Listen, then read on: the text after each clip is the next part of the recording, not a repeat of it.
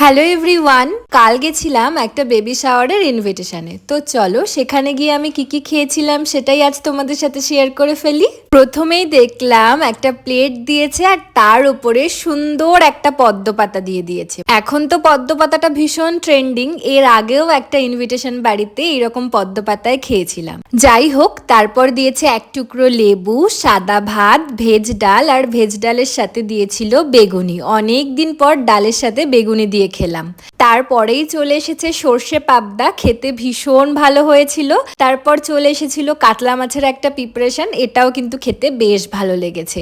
তারপর ছিল আমের চাটনি, তার সাথে পাঁপড়, আর মিষ্টির মধ্যেও কিন্তু অনেক কিছুই ছিল। প্রথমেই ছিল মিষ্টি দই, তারপর ছিল একটা কালাকাঁদ সন্দেশ। কম মিষ্টি জাতীয় মিষ্টি খেতে কিন্তু আমি ভীষণ ভালোবাসি। তারপর ছিল রসগোল্লা, আর শেষ পাতে ছিল একটা পাসপাস। তো এই ছিল আজ নেমন্ত্রণ বাড়ির মেনু। ভিডিওটা ভালো লাগলে লাইক করো।